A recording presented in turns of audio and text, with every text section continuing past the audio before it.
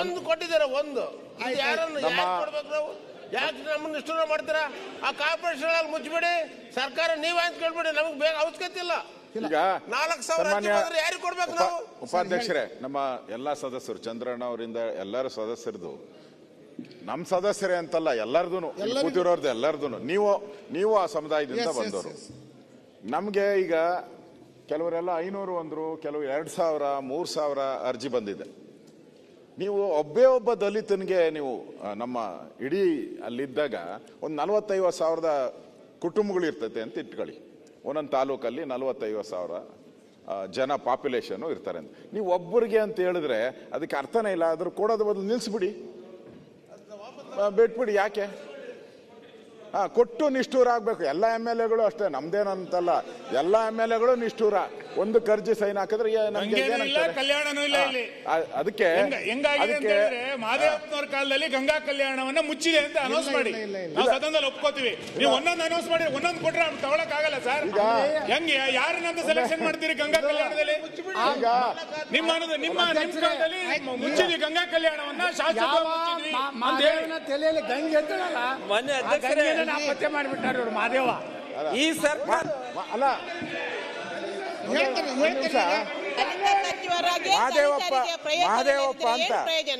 ಮಹದೇವಪ್ಪ ಅಲ್ಲಿ ಮಲೆ ಮಹದೇಶ್ವರ ಏರಿಯಾದಿಂದ ಬಂದವರು. ಆ ತಲೆ ಮೇಲೆ ಗಂಗೆ, ಇಲ್ಲಿ ನೋಡಿದ್ರೆ ಬರಗಾಲ, ನೀರೇ ಇಲ್ಲ, ನೀರೇ ಇಲ್ಲ. ಅವ್ರ ನಾಯಕರು ಬೇರೆ, ಒಳ್ಳೆ ಮಳೆ ಅಲ್ಲಲ್ಲ, ನಮ್ಮ ಡೆಪ್ಟಿ CM ಬೇರೆ ಹೋಗಿ ಗಂಗೆಯಲ್ಲಿ ಮುಳುಗ್ಬಿಟ್ಟು ಬಂದ್ಬಿಟ್ಟವ್ರೆ. ಗಂಗೆಯಲ್ಲಿ ಮುಳುಗ್ ಬಂದವ್ರೆ. ಆ ಕರ್ಮ ಕಳೀಲಿ ಅಂತ ಹೇಳಿ ಸುತ್ತುಸ್ಕೊಂತ ಇದ್ದೀರಾ ನೀವು. ಕರ್ಮ ಈಗ ಸರ್ ನಿಮ್ಮಂತ ಹಿರಿಯ ಸದಸ್ಯರು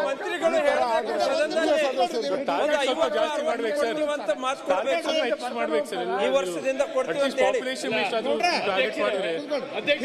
ಹೇಳ್ತಾರೆ, ಉತ್ತರ ಹೇಳ್ತಾರೆ ಅವರು, ಉತ್ತರ ಹೇಳ್ತಾರೆ. ಕೂತ್ಕೊಳ್ರಿ.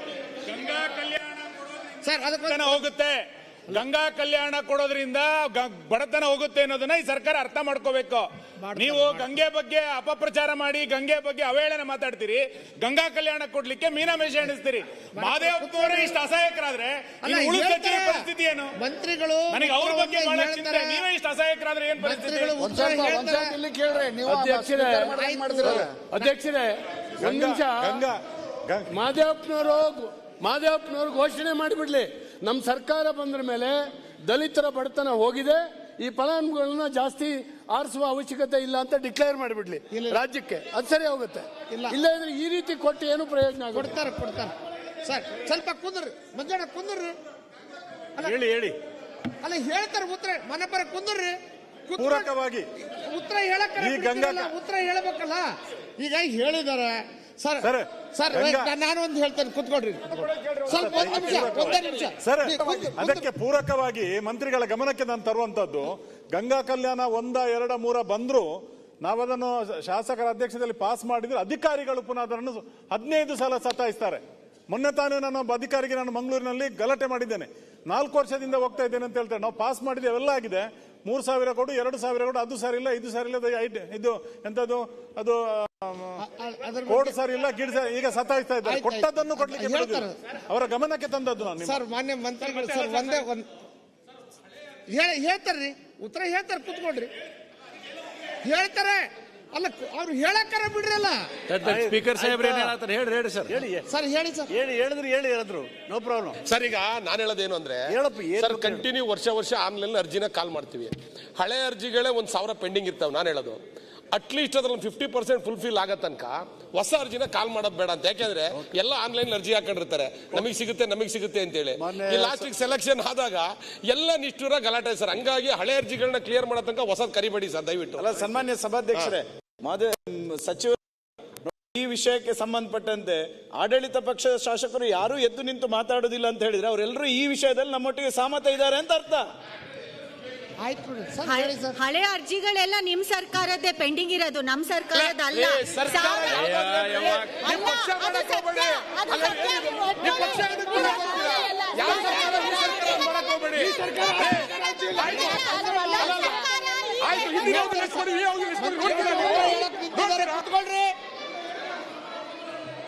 ಅಲ್ಲ ಹಳೆ ಅರ್ಜಿ ನಮ್ಮ ಸರ್ಕಾರ ಇರಬೇಕು ಟಾರ್ಗೆಟ್ ಎಷ್ಟಿತ್ತು ಈ ಸರ್ಕಾರದಲ್ಲಿ ಟಾರ್ಗೆಟ್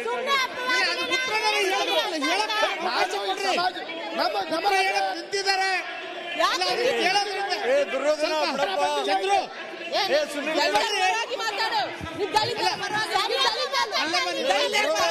ಮಂತ್ರಿಗಳಲ್ಲಿ ಉತ್ತರ ಹೇಳಕ್ ನಿಂತಾರೆ ಅಲ್ಲ ಅದನ್ನ ಕೇಳ್ರಿ ಇಲ್ಲಿ ಮಂತ್ರಿಗಳು ನಿಂತಾರೆ ಉತ್ತರ ಹೇಳ್ತಾರೆ 2 ನಿಮಿಷ ಕುತ್ಕೊಂಡು ಸರ್ ತಾಳ್ಮೆಯಿಂದ ಕೇಳ್ರಲ್ಲ ಸರ್ ಉತ್ತರ ಹೇಳಿ ಸರ್. ಆಯ್ತಾ? ಆಯ್ತು ಈಗ ಮಾನ್ಯ ಉಪಾಧ್ಯಕ್ಷರೇ, ನಮ್ಮ ಡಾಕ್ಟರ್ ಚಂದ್ರು ಅವರು ಅವ್ರ ಕ್ಷೇತ್ರಕ್ಕೆ ಸಂಬಂಧಪಟ್ಟ ಕೇಳಿದ್ರು, ಅದನ್ನ ಕ್ಲಿಯರ್ ಮಾಡಿದ್ದೀನಿ. 2 ಬೋರ್ವೆಲ್ ಕೊಡಬೇಕು ಬಿಕಾಸ್ ಆಫ್ ಅಡ್ಮಿನಿಸ್ಟ್ರೇಟಿವ್ ಮತ್ತು ಇನ್ಕನ್ವೀನ್ಸ್ ಆದ್ರಿಂದ ಆಯ್ತಾಯ್ತು ಹೇಳ್ತೇನೆ. ರಾಜ್ಯದ ಒಟ್ಟಾರೆ ನಮ್ಮ ಎಲ್ಲ ಮಾನ್ಯ ಸದಸ್ಯರ ಅಭಿಪ್ರಾಯ ಏನು, ಗಂಗಾ ಕಲ್ಯಾಣ ಸಂಖ್ಯೆನ ಹೆಚ್ಚು ಮಾಡಿ 1-2 ಕೊಡ್ತಾ ಇದ್ದಾರೆ ಒಂದು ಕ್ಷೇತ್ರಕ್ಕೆ ಅಂತ ಹೇಳ್ತಾ ಇದ್ದಾರೆ. ಈ ಕಡೆಗೂ ಅಭಿಪ್ರಾಯ ಇದೆ, ಆ ಕಡೆಗೂ ಇದೆ. ವಾಸ್ತು ಸ್ಥಿತಿ ಏನಂದರೆ, ಲ್ಯಾಂಡ್ ಪರ್ಚೇಸ್ ಸ್ಕೀಮು ಮತ್ತು ಗಂಗಾ ಕಲ್ಯಾಣ ಮಾಡಿದ್ದೇ ಕಾಂಗ್ರೆಸ್ ಸರ್ಕಾರ.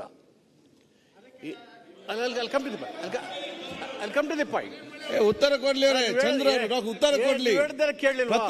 ಒಂದೊಂದು ಶಬ್ದ ಎಂದು ಮಾತಾಡೋದು ಉತ್ತರ ಸಿಗ್ತಾ ನಿಮ್ಗೆ? ಮಾಡಲೇಬೇಕಾದಂತ ಸಲಹೆ ಮಾಡಕ್ಕೆ ಪ್ರಯತ್ನ ಮಾಡ್ತೀನಿ. I have taken all your suggestion very sportively. Whatever is possible to implement, I will also try to implement. I am not doing politics, I am not speaking politics. So ಇದರಿಂದ ಇದು ಮಾಡಿದ್ದ ಉದ್ದೇಶನೇ ಅವ್ರನ್ನ below poverty ಲೈನಿಂದ ಮೇಲೆ ಎತ್ತಬೇಕು ಅಂತೇಳಿ. ಅವ್ರಿಗೆ ಸುಮಾರು land ಪರ್ಚೇಸಲ್ಲಿ 70,000 ಎಕರೆ ಪರ್ಚೇಸನ್ನು ಮಾಡಿ ಅಷ್ಟಕ್ಕೆ ಅವ್ರಿಗೆಲ್ಲ ಬೋರ್ವೆಲ್ ಕೊಟ್ಟು ಅಪ್ಲಿಟ್ ಮಾಡೋಕ್ಕೆ ಸುಮಾರು ಪ್ರಯತ್ನಗಳಾಗಿದೆ. ಇಷ್ಟು 1991 ಲ್ಯಾಂಡ್ ಪರ್ಚೇಸ್ ಸ್ಕೀಮ್ ಬಂತು ಕರ್ನಾಟಕದಲ್ಲಿ. Nearly 70,000 acres of land is being purchased. The borewells were drilled. Electrification is being done. They are cultivating. But still, there is a large population left without borewells. There are families without land. ಇದೆಲ್ಲ ಎಲ್ಲರೂ ಈಗ ನಮ್ದೇನು ಬಡತನ ಹೋಗ್ಬೇಕು. ಕೇಂದ್ರ ಸರ್ಕಾರ ಇರಲಿ, ರಾಜ್ಯ ಸರ್ಕಾರ ಆಗಲಿ, ನಮ್ಮ ಕಾನ್ಸ್ಟಿಟ್ಯೂಷನ್ ಎಲ್ರಿಗೂ ಸಮಾನತೆ, ಸಮಾನ ಅವಕಾಶ ಕೊಡಿ ಅಂತ ಸಿಗಬೇಕು. ಆದರೆ ನಿಮ್ಮನ್ನ ಕೇಳೋದು ಸರಿ ಇಲ್ಲ ಅಂತ, ನಿಮ್ಮ ಸಲಹೆಗಳು ಹೆಚ್ಚು ಕೊಡಬೇಕು ಅಂತ ಹೇಳಿದ್ರು. ಈ ಕಡೆನೂ ಅದೇ ಇದೆ, ಇಲ್ಲೂ ಅದೇ. ಅದನ್ನು ನಾವು ನಮ್ಮ ಸರ್ಕಾರ ಈ ಸಾರಿ ಮುಂದಿನ ಇದರಲ್ಲಿ ಮಾಡಿ. ಯಾಕೆ ಇದು ಡಿಲೇ ಆಯಿತು ಅಂದರೆ, ಕಳೆದ 22-23 ಅಲ್ಲಿ ಡ್ರಿಲ್ಲು 16 ಜನ ಇದ್ದರು. ಅವರೆಲ್ಲ ಏನು ಗಲಾಟೆ ಇತ್ತು, ಸ್ಕ್ಯಾಮ್ ಆಯಿತು, ನಿಲ್ಲಿಸಿದ್ರು. ಅದೆಲ್ಲ ಅಕ್ಯುಮುಲೇಟ್ ಆಯಿತು, ನಿಂತೋಯ್ತು. ಸುಮಾರು 18,000 ಬೋರ್ವೆಲ್ಗಳು ಕೊನೆಯದು ಸ್ಟೇ ಆಯಿತು. ಈಗ ಡ್ರಿಲ್ ಮಾಡೋಕ್ಕೆ ಶುರು ಮಾಡಿದ್ದೀವಿ. This was happened in the previous government. I don't want to blame anybody. ಅದಾಯಿತು. ಆಮೇಲೆ ಕೋರ್ಟ್ ಅದೆಲ್ಲ ಕ್ಲಿಯರ್ ಮಾಡಿದ್ರು. ಅದನ್ನು 18,000 ಬೋರ್ವೆಲನ್ನು ಡ್ರಿಲ್ ಮಾಡೋಕ್ಕೆ ಶುರು ಮಾಡಿದ್ದೀವಿ. ಈಗಿನ ಅವಧಿನಲ್ಲಿ ಕಡಿಮೆ ಇದೆ, 7 ಬರ್ತಾ ಇದೆ ಒಂದೊಂದು ಕ್ಷೇತ್ರಕ್ಕೆ. ಅದು ಎಲ್ಲ ಸೇರಿಸಿ, ಎಲ್ಲ ಚಂದ್ರು ಎಲ್ಲ ಸೇರಿಸಿ, ಎಲ್ಲ ನಿಗಮಗಳು ಕರೆಕ್ಟ್ ಇದೆಯಾ ಇಲ್ಲ ಅಂತ ಹೇಳ್ತಾ ಇಲ್ಲ. ಆಯ್ತು. ಈಗ ಸುರೇಶ್ ನಿಮಿಷ ಸರ್,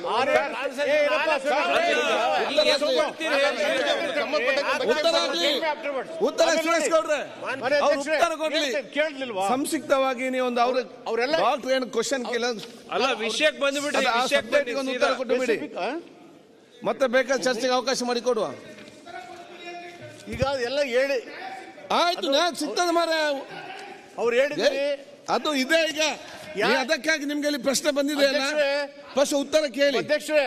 ಅದರ ಮತ್ತೆ ಸಮಸ್ಯೆ ಇದ್ರೆ ಅವರ ಯಾಕೆ ಆ ರೀತಿ ಆಯ್ತು ಅಂತ ಹೇಳಿದ್ದೀನಿ. ಅಂಬೇಡ್ಕರ್ ನಿಗಮದಿಂದ ಆಡಳಿತಾತ್ಮಕ ನಿರ್ಧಾರಗಳಾಗ್ತಿದ್ದು, ಅದು ಬೇರೆ ಇಲಾಖೆ ನಿಗಮಗಳಿಗೆ ಹೋಗ್ತಾ ಇತ್ತು. ಫೈನಾನ್ಷಿಯಲ್ ಪವರ್ಸು ಕೊಟ್ಟಿರಲಿಲ್ಲ. ಅದನ್ನು ಆ ಪವರ್ಸು ಫೈನಾನ್ಷಿಯಲ್ ಪವರ್ ಕೊಡಬೇಕಾದ್ರೆ ಅಲ್ಲಿ ಕನ್ಫ್ಯೂಷನ್ ಆಯಿತು, ಡಿಲೇ ಆಯಿತು. ಅವರು 12 ಕೊಳವೆಗಳು ಅವು ಕ್ಷೇತ್ರದ ನಿಂತಾಯಿತು. ನಾವು I have given instruction to drill those 12 borewells in is constitution. ಎಷ್ಟು ದಿವಸ ಇಮಿಡಿಯೇಟ್ ಆಗಿ ಕೊಡ್ತೀವಿ, ಅದೇನು ದುಡ್ಡಿನ ತೊಂದರೆ ಇಲ್ಲ. ಓವರ್ ಆಲ್ ನಮ್ಮ ಮಾನ್ಯ ಸದಸ್ಯರು 12 ಜನದ ಏನು ಪ್ರಶ್ನೆ ಕೇಳಿದ್ದಾರೆ, ಎಷ್ಟು ಸಮಯದಲ್ಲಿ ಅದು ಬೋರ್ವೆಲ್ ಡ್ರಿಲ್ ಇಮಿಡಿಯೇಟ್ ಅಂತ ಹೇಳ್ತಾ ಇದ್ದೀನಲ್ಲ. ಇಮಿಡಿಯೇಟ್ ಆಗಿ ಅಲ್ಲ, ಅದು ಇವತ್ತಾಗಬೇಕಂದ್ರೆ ನಾವು 1 ವಾರ 10 ದಿವಸ ನಾನು ಅಧ್ಯಕ್ಷರೇ, ಸನ್ಮಾನ್ಯ ಇಮಿಡಿಯೇಟ್ ಅಂದ್ರೆ ಏನು? ಇಮಿಡಿಯೇಟ್ ಆಗಿ ಕ್ಷಣದ ಇಮಿಡಿಯೇಟ್ ದುಡ್ಡಿನ ಕೊರತೆ ಇಲ್ಲ ಅಂದ್ಮೇಲೆ ಓಕೆ ಅವ್ರಿಗೆ ಟೆಂಡರ್ ಪ್ರೋಸೆಸ್ ಮಾಡಿ ಕೊಟ್ಬಿಟ್ಟು ಅವ್ರಿಗೆ ಮಾಡಿಸ್ತೀವಿ ಅಂತ ಹೇಳಿದ್ಮೇಲೆ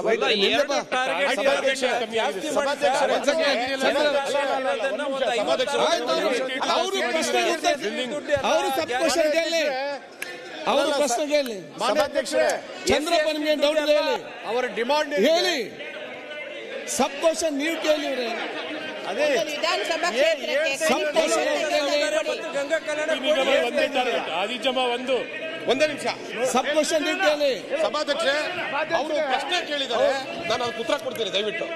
ಇವರೇ ಯಾಕಾಗ್ಲಿಲ್ಲ ಶಾಸಕರೇ, ಫಸ್ಟ್ ಯಾರು ಕ್ವಶನ್ ಕೇಳಿದ್ದಾರೆ ಅವ್ರು ಫಸ್ಟ್ ಸಬ್ ಕ್ವಶನ್ ಆಯ್ತು. ಫಸ್ಟ್ ಅವ್ರು ಸಬ್ ಕ್ವಶನ್ ಪ್ರಾಬ್ಲಮ್ ಸಾಲ್ವ್ ಆಗಲಿ, ಅವರ ಪ್ರಾಬ್ಲಮ್ ಸಾಲ್ವ್ ಆಗ್ಲಿರಿ. ಯಾವ ಕ್ವಶನ್ ಕೇಳಿದ್ದಾರೆ ಅವ್ರದ್ದು ಮುಗಿಲಿ. ಅಲ್ಲ ದಯಮಾಡಿ ಯಾರ್ದು ಫಸ್ಟ್ ಕ್ವಶನ್ ಕೇಳಿದ್ದಾರೆ, ಫಸ್ಟ್ ಯಾರು ಫಸ್ಟ್ ಕ್ವಶನ್ ಕೇಳಿದ್ದಾರೆ ಅವ್ರ ಸಮಸ್ಯೆ ಮುಗಿಲಿ. ಫಸ್ಟ್ ಯಾರು ಕೇಳಿದ್ದಾರೆ ಅವ್ರು ಸಬ್ ಕ್ವಶನ್ ಕೇಳಿ, ಅವ್ರ ಸಮಸ್ಯೆ ಮುಗಿಲಿ. ಒಂದ್ ಸೆಕೆಂಡ್ ಅವ್ರಿಗೆ ಮುಗಿಲಿ. ಡಾಕ್ಟರ್ ಕೇಳಿ, ನೀವು ಮಿನಿಸ್ಟರ್ ಅವರೇ, ನೀವು ಅವ್ರಿಗೆ ಉತ್ತರ ಕೊಡಿ. ಚಂದ್ರಪ್ಪ ಒಂದ್ ನಿಮಿಷ ಎನ್ಕ್ವೈರಿ ನಡೀತಾ ಇದೆ, ಅವ್ರದ್ದು ಮುಗಿಲಿ. ಇವ್ರೆ ಚಂದ್ರಪ್ಪ ಅವ್ರೆ, ಎಲ್ಲೋಯ್ತು ನಿಮ್ಗೆ ಇದೇ ಮುಗಿಲಿಲ್ಲ, ಬೋರ್ವೆಲ್ ಮುಗಿತದೆ. 12ರಿಂದ ನೀವು ಮಾತಾಡಿ. ಡ್ರಿಲ್ ಮಾಡಬೇಕು, ದುರ್ವಾಸನೆ ಅದು ಅಲ್ಲಿದೆ ರೀ. ಈ ವರ್ಷ ಅವರ ಸಬ್ ಕ್ವಶನ್ ಮುಗಿಲಿ. ಇವ್ರೆ ಚಂದ್ರಪ್ಪ ಅವ್ರೆ, ಏನ್ ಮಾಡ್ತೀರಾ ದಯಮಾಡಿ ಹೇಳಿ ಸಚಿವರು. ನೋಡಿ ಹೆಚ್ಚು ಮಾಡ್ಲಿಕ್ಕೆ ಏನ್ ಮಾಡ್ತೀರಾ? ಈಗ ಬರೀ ವೋಟಿಂಗ್ ಮಾತ್ರ ನೋಡಿ ಕಂಡಿದ್ದೀರಾ ತಾವು? ಈ ರೀತಿ ಎಲ್ಲರೂ ಯಾಕೆ ಮಾತಾಡ್ತೀರಾ? ಸಮಾಜಕ್ಕೆ ಸುರೇಶ್ ಬಾಬು ಅವ್ರು ಮಾತಾಡ್ಲಿ. ಮಟ್ಟ ಹೆಚ್ಚು ಮಾಡ್ಲಿಕ್ಕೆ ಮಾನ್ಯ ಅಧ್ಯಕ್ಷರೇ, ನೋಡಿ ಈಗ ಸನ್ಮಾನ್ಯ ನಿಮಗೆ ಸಮಸ್ಯೆ ಬಗೆಹರಿಸಬೇಕಲ್ಲ. ಆಯ್ತು, ಎಲ್ಲರ ಪರವಾಗಿ ಬರುವ. ಈಗ ಫಸ್ಟ್ ಈಗ ಅವ್ರದ್ದು ಸಬ್ ಕ್ವಶನ್ ಅಂತ ಕೇಳುವ. ಯಾರು ಕ್ವಶನ್ಗೆ ಮತ್ತೆ ನಿಮ್ಮ ಸಲಹೆ ಸೂಚನೆ ತಗೊಳ್ತಾರೆ. ಆಯ್ತು, ಅವರು ಸಬ್ ಕ್ವಶನ್ ಮುಗಿಲಿ, ಅವ್ರದ್ದು ಮುಗಿಲಿ, ಅವರು ಸಬ್ ಕ್ವಶನ್ ಮುಗಿಲಿ. ಮತ್ತೆ ನೀನು ಮಾತಾಡಿ, ನೀವು ಮತ್ತೆ ಅವ್ರು ಸಬ್ ಕ್ವಶನ್ ಮುಗಿಲ್ಲ. ಆಯ್ತು, ಕೂತ್ಕೊಳ್ಳಿ ಸರ್. ಅವರ ಸಬ್ ಕ್ವಶನ್ ಮುಗಿ ನೋಡಿ. ಅವರು ಪ್ರಶ್ನೆ ಕೇಳಿದ್ದಾರೆ. ನೇಮಿರಾಜ್ ನೀವು ಕೂತ್ಕೊಂಡ್ರಿ. ಮಂತ್ರಿಗಳೇ ಮಂತ್ರಿ ಅವರೇ, ಕ್ವಶನ್ ಕೇಳ್ಬಿಟ್ಟು ಊರಲ್ಲೇ ಇದ್ರೆ ಮಂತ್ರಿ ಅವರೇ, ಮಂತ್ರಿಗಳೇ, ಮಾಡ್ಬೇಕು ಅನ್ನೋ ಮನಸ್ಸಿದೆ. ಮಂತ್ರಿ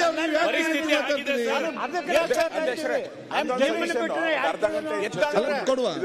ಮಂತ್ರಿ ಅವರೇ, ಚರ್ಚೆ ಕೊಡ್ತೀವಿ. ಮಂತ್ರಿ ಅವರೇ, ನೀವು ಎಲ್ಲಿ ಕೇಳಿ. ಅಧ್ಯಕ್ಷರೇ, ಅರ್ಧ ಗಂಟೆ ಚರ್ಚೆಗೆ ಹಾಕಿ.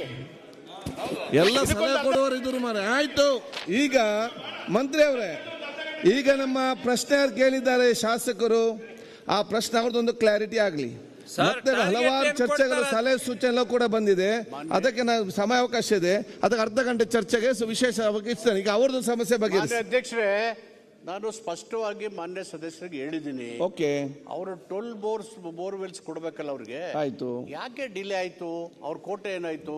ಆಡಳಿತಾತ್ಮಕ ಅಧಿಕಾರ ಬೋರ್ಡ್ ಅಲ್ಲಿ ಇತ್ತು, ಅಂಬೇಡ್ಕರ್ ನಿಗಮದಲ್ಲಿ. ಇದು ವರ್ಗಾವಣೆ ಮಾಡ್ತು, ಫೈನಾನ್ಸಿಯಲ್ ಪವರ್ಸ್ ಇರ್ಲಿಲ್ಲ.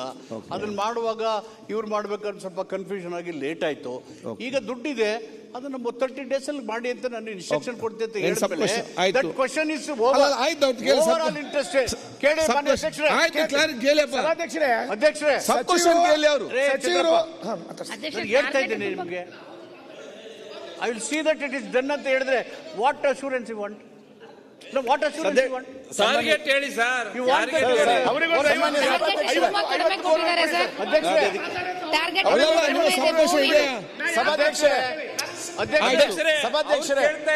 ಟಾರ್ಗೆಟ್ ಎಷ್ಟು ಕೊಡ್ತೀರಾ ಅಂತ ಎಲ್ಲ ಸೀನಿಯರ್ ಲೀಡರ್ಸ್. ಭೌತಿಕ ಗುರಿ ಜಾಸ್ತಿ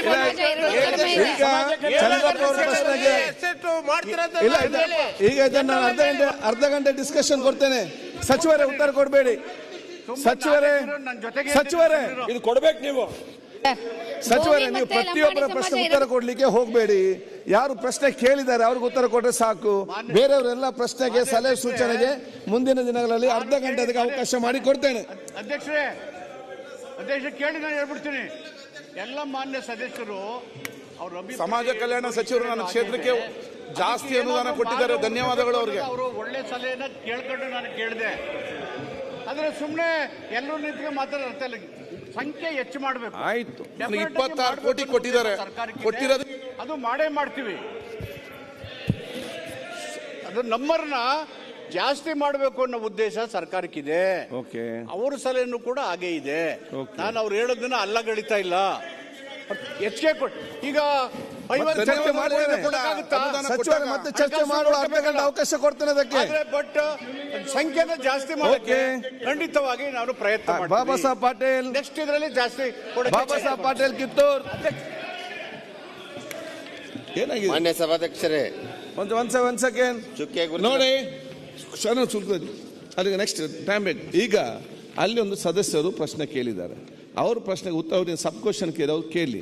ಈ ಮಧ್ಯೆ ನೀವೆಲ್ಲ ಎದ್ದು ನಿಂತು ಮಾತಾಡಿದ್ರೆ ಅವರ ಪ್ರಶ್ನೆಗೆ ಪರಿಹಾರ ಕೂಡ ಸಿಕ್ಕುವುದಿಲ್ಲ, ಇಲ್ಲಿ ಸಮಸ್ಯೆ ಕೂಡ ಬಗೆಹರುವುದಿಲ್ಲ, ವಿಚಾರಣೆ ಅಂತ ಇಲ್ಲ. ಈಗ ಅವರ ಪ್ರಶ್ನೆ ಒಂದು ಸಾಲ್ವ್ ಆದರೆ ಅದಕ್ಕೆ ಉತ್ತರ ಕೊಟ್ಟರೆ ನೆಕ್ಸ್ಟ್ ಅರ್ಧ ಗಂಟೆಗೆ ನಿಮ್ಮೆಲ್ಲ ಸಲ ಸೂಚನೆಗೆ ನಾವು ಅರ್ಧ ಗಂಟೆ ಅವಕಾಶ ಖಂಡಿತವಾಗಿ ಕೊಡ್ತೇನೆ. ಈಗ ಸಬ್ ಏನಿದೆ ಕೇಳಿ. ಸಭಾಧ್ಯಕ್ಷರೇ, ಸಚಿವರು ಹೇಳಿದ್ರು ಇಲ್ಲ ಬಹಳಷ್ಟು ಜನಕ್ಕೆ ನಾವು ನ್ಯಾಯ ಕೊಡ್ಸಕ್ ಆಗ್ತಿಲ್ಲ, ನಾವು ಮಾಡ್ತಾ ಇದೀವಿ ಅಂತೇಳಿ. ಆದ್ರೆ ಈ ಟಾರ್ಗೆಟ್ ಗಳನ್ನ ಹಿಂದೆ ಸರ್ಕಾರ ಇದ್ದಾಗ ಅಥವಾ ಹಿಂದಿನ ಟಾರ್ಗೆಟ್ ಗೆ ಇವತ್ತಿನ ಟಾರ್ಗೆಟ್ ನಾವು ಕಂಪೇರ್ ಮಾಡಿದ್ರೆ ಕಡಿಮೆ ಆಗಿದೆ. ಆ ಟಾರ್ಗೆಟ್ ಅನ್ನ ಹೆಚ್ಚುವರಿ ಮಾಡ್ಬೇಕನ್ನೋದು ಒಂದು.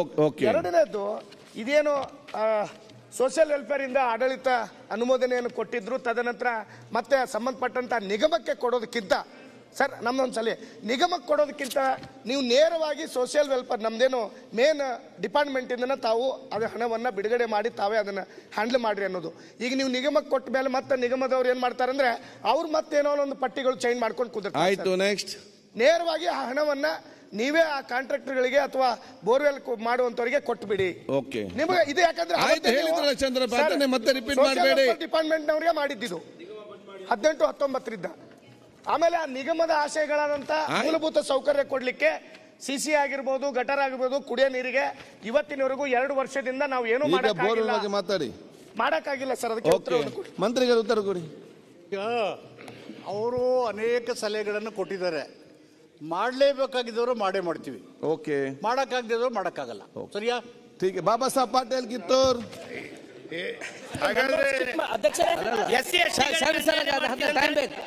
ಮಿನಿಸ್ಟರ್ ಟೈಮ್ ಕೇಳಿದ್ದಾರೆ.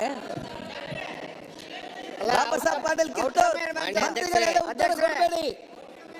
ಚುಕ್ಕಾಗಿ ಬರ್ತಾರೆ ಪ್ರಶ್ನೆ 441 ಮಾನ್ಯ ಔಟ್ಕಮ್ ಇಸ್ ಟೈಮ್ ವೇಸ್ಟ್, ಮತ್ತೇನಿಲ್ಲ, ಕೂತ್ಕೊಳ್ಳಿ. ಗ್ರಾಮೀಣಾಭಿವೃದ್ಧಿ ಮತ್ತು ಪಂಚಾಯತ್ ರಾಜ್ ಸಚಿವರಲ್ಲಿ ಉತ್ತರವನ್ನು ಒದಗಿಸಲಾಗಿದೆ ಅಧ್ಯಕ್ಷ.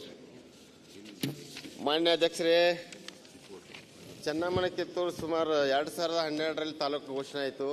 ನಂತರ 2016ರಲ್ಲಿ ತಹಸೀಲ್ದಾರ್, PWD ಹಾಗೂ ತಾಲೂಕು ಪಂಚಾಯತಿ ಇಲಾಖೆಗಳ ಆಫೀಸ್ಗಳು ಪ್ರಾರಂಭ ಆದ ನಂತರ ಮತ್ಯಾವುದೂ ಕಚೇರಿ ಇನ್ನೂ ಅಲ್ಲಿ ಪ್ರಾರಂಭ ಆಗಿಲ್ಲ.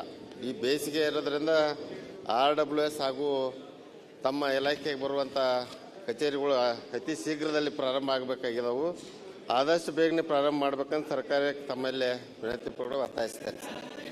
ಮಾನ್ಯ ಅಧ್ಯಕ್ಷರೇ, ಹಿಂದಿನ ಸರ್ಕಾರದಲ್ಲಿ ಈ ಪ್ರಸ್ತಾವನೆಗಳನ್ನು, ಹೊಸ ಕಚೇರಿಗಳ ಸ್ಥಾಪನೆ ಪ್ರಸ್ತಾವನೆಗಳು ಹೋದಾಗ ಅವರು ತಿರಸ್ಕರಿಸಿ 4-5 ವರ್ಷ ಯಾವುದೇ ಕಚೇರಿಗಳನ್ನು ನೀವು ಪ್ರಾರಂಭ ಮಾಡಬಾರ್ದು ಅಂತ ಆದೇಶ ಹೊರಡಿಸಿದ್ರು ಅಧ್ಯಕ್ಷರೇ.